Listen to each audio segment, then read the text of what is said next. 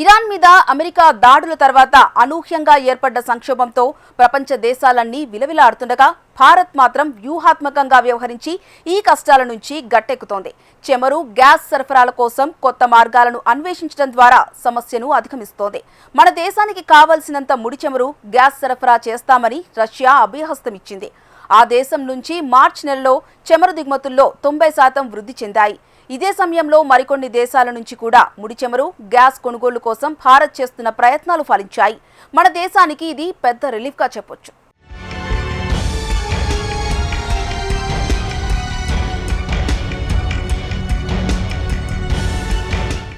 పశ్చిమాసియా యుద్ధం కారణంగా ఏర్పడ్డ చమురు సంక్షోభ సమయంలో భారత్కు నిజంగా ఇది శుభవార్తే. చమురు రవాణాకు ఎంతో కీలకమైన హర్ముజ్ జలసంధిని ఇరాన్ మూసివేయడంతో భారత్తో సహా ఎన్నో దేశాలు ఈ కొరతతో ఇబ్బందులు ఎదుర్కొంటున్నాయి. ఈ కష్టకాలంలో అండగా ఉన్నామంటూ భరోసా ఇచ్చింది మన మిత్రదేశం రష్యా. ముడి చమురు, సహజ వాయువు సరఫరాను మరింత పెంచడానికి ముందుకు వచ్చింది. భారత పర్యటనలో ఉన్న రష్యా ఉప ప్రధాని డెనిస్ మాంటురోవ్ బృందం ప్రధానమంత్రి నరేంద్ర మోదీ, ఆర్థిక మంత్రి నిర్మలా సీతారామన్తో కూడా భేటీ అయ్యారు. ఆ తర్వాత విదేశాంగ శాఖ మంత్రి జయశంకర్, జాతీయ సలహాదారు అజిత్ దోవల్ రష్యా ఉప ప్రధానితో సమావేశమయ్యారు. ఈ భేటీలో భారత్కు కావాల్సిన ముడి చమురు, లిక్విఫైడ్ న్యాచురల్ గ్యాస్ సరఫరాను మరింత పెంచుతామని డెనిస్ మాంటురోవ్ హామీ ఇచ్చారు. ఈ సమావేశంలో భారత్కు ఇంధన, ఎరువులు వంటి కీలక రంగాలలో రష్యా సహకారం పెంపొందించే దిశగా చర్చలు జరిపారు. 2025 చివరి నాటికి ఖనిజ ఎరువుల సరఫరాను రష్యా 40% పెంచిందని, ఈ ఉత్పత్తి కోసం భారత్ అవసరాలను తీర్చేందుకు సిద్ధంగా ఉందని మాంటురోవ్ చెప్పారు. కార్బమైడ్ ఉత్పత్తి కోసం ఉమ్మడి ప్రాజెక్టును కూడా ఇరుపక్షాలు అభివృద్ధి చేస్తున్నాయని తెలిపారు. భారత్కు మరింత చమురు, సహజ వాయువును సరఫరా చేసేందుకు రష్యా సిద్ధంగా ఉందని మాంటురోవ్ వెల్లడించారు. మాంటురోవ్తో సమావేశం అనంతరం జయశంకర్ మాట్లాడుతూ వాణిజ్యం, పరిశ్రమలు, ఇంధనం, ఎరువులు, కనెక్టివిటీ, మొబిలిటీ రంగాలపై ఇరు దేశాలు పరస్పర సహకారం దృష్టి సారించాయన్నారు. భారత్, రష్యా మధ్య ద్వైపాక్షిక వాణిజ్యాన్ని 2030 నాటికి $100 బిలియన్ చేర్చాలని లక్ష్యంగా పెట్టుకున్నారు. కేవలం చమురు మాత్రమే కాకుండా అణుశక్తి, సాంకేతికత, కీలక ఖనిజాల రంగాల్లో కూడా కలిసి పనిచేయాలని నిర్ణయించాయి.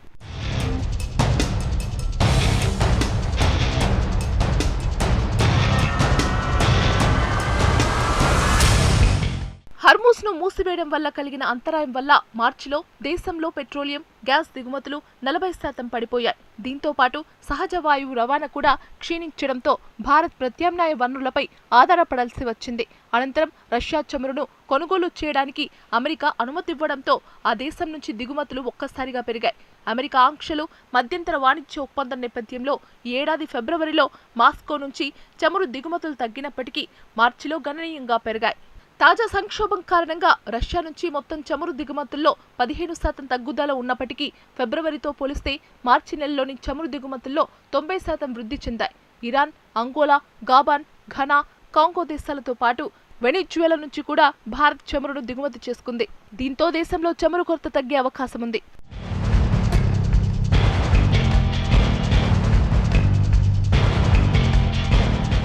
హర్ముజ్ మూసివేత వల్ల ఖతార్ నుంచి భారత్కు వచ్చే ద్రవీకృత సహజ వాయువు సరఫరా 92% పడిపోయినట్లు నివేదికలు వెల్లడించాయి. అదే సమయంలో అమెరికా, ఓమన్, అంగోలా, నైజీరియా నుంచి దిగుమతులు పెరగడంతో ఈ కొరత పాక్షికంగా భర్తీ అయింది. ఇరాన్ యుద్ధం వల్ల ప్రపంచవ్యాప్తంగా నెలకొన్న ఇంధన కొరత నేపథ్యంలో కేంద్ర ప్రభుత్వం కీలక నిర్ణయం తీసుకుంది. ప్రజలు నిత్యావసర రంగాలపై ప్రతికూల ప్రభావం పడకుండా ఉండేందుకు ఎల్పీజీ, ఎల్ఎన్జీ సరఫరాకు కూడా ప్రాధాన్యత ఇస్తున్నారు. ఎల్పీజీ సిలిండర్లు, ఇతర పెట్రోలియం ఉత్పత్తుల లభ్యతపై దేశంలో ప్రచారమవుతున్న తప్పుడు వార్తలపై చర్యలు తీసుకుంటున్నట్లు తెలిపింది.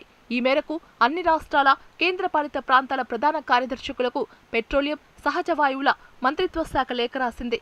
అందులో ఎల్పీజీ, పెట్రోలియం ఉత్పత్తులపై ఇక రోజువారీ బ్రీఫింగ్ ఇవ్వాలని ఆదేశించింది. పశ్చిమాసియా యుద్ధానికి ముందు మన దేశం ప్రతిరోజు 5.5 నుంచి 5.6 మిలియన్ బ్యారెళ్ల ముడి చమురును దిగుమతి చేసుకుంటుంది. ఇందులో 40 నుంచి 45% హర్ముజ్ జలసంధి ద్వారా వచ్చేది. ఎల్పీజీ విషయానికొస్తే భారతదేశం తన 31 మిలియన్ టన్నుల వార్షిక అవసరంలో సుమారు 60% దిగుమతుల ద్వారా తీర్చుకుంటుంది. ఇందులో 90% గ్యాస్ ఈ మార్గం నుంచే వస్తుంది. సహజ వాయువు వినియోగం రోజుకు 191 మిలియన్ క్యూబిక్ మీటర్లు కాగా అందులో 51% దిగుమతి కాగా సుమారు 60% మధ్యప్రాచ్య దేశాల నుండి వస్తుంది. హర్ముజ్ జలసంధిలో దిగ్బంధనం కారణంగా ఏర్పడ్డ కొరతను తీర్చడానికి మన దేశం కొన్ని దేశాలపై మాత్రమే ఆధారపడకుండా చాలా దేశాల నుంచి దిగుమతులను ప్రారంభించింది. ఈ దేశాల్లో చాలా వాటి నుంచి సరఫరాలు కూడా భారత్కు రావడం ప్రారంభమయ్యాయని పెట్రోలియం మంత్రిత్వ శాఖ అధికారులు చెబుతున్నారు. ఇదిలా ఉంటే ఇరాన్ నుంచి 6 లక్షల బ్యారెళ్ల చమురుతో భారత్ దిశ బయలుదేరిన చమురు నౌక పింగ్షున్ ఉన్నట్లుండి చైనా దిశగా మళ్లింది. ఏ స్వాతిని దేశపు జెండాతో ఉన్న ఈ చమురు నౌక గుజరాత్లోని వదినర్ రేవుకు చేరాల్సి ఉంది. 3 రోజులుగా నౌక ప్రయాణం ఈ దిశగానే సాగింది. ఉన్నట్లుండి అది చైనాలోని డోగ్యాంగ్కు వెళ్తున్నట్లు సంకేతాలు చూపించింది. ఈ నౌక గనక భారత్ చేరితే 7 ఏళ్ల అనంతరం ఇరాన్ నుంచి మన దేశానికి తొలిసారి చమురు దిగుమతి జరిగేది. బహుశా చెల్లింపుల అంశమే దీనికి ప్రధాన కారణమై ఉంటుందని చెబుతున్నారు. చమురు చెల్లింపులకు సరఫరా కంపెనీలు గతంలో కనీసం 30 నుంచి 60 రోజులు గడువిచ్చేది. కానీ పశ్చిమాసియా యుద్ధం వల్ల చమురు సరఫరా పూర్తిగా అడుగంటి డిమాండ్ చుక్కలనంటింది. దాంతో కంపెనీలు వెంటనే చెల్లింపులను డిమాండ్ చేస్తున్నాయి. అందుకు ముందుకొచ్చే దేశాలకే పెద్దపీట వేస్తున్నాయి.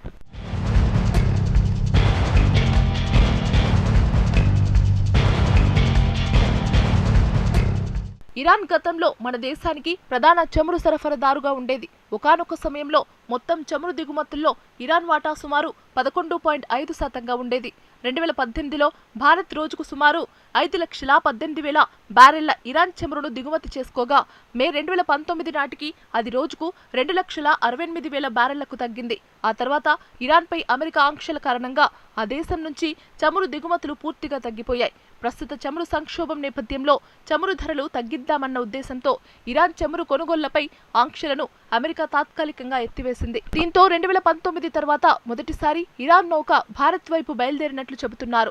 మార్చి 4న ఖర్గ ద్వీపం వద్ద ట్యాంకులోకి చమురు లోడింగ్ చేశారని, ఇందులో దాదాపు 6 లక్షల బ్యారెళ్ల చమురు ఉందని చెబుతున్నారు. ఇప్పుడు ఈ నౌక అనూహ్యంగా చైనా వైపు మరలడం చర్చనీయాంశంగా మారింది.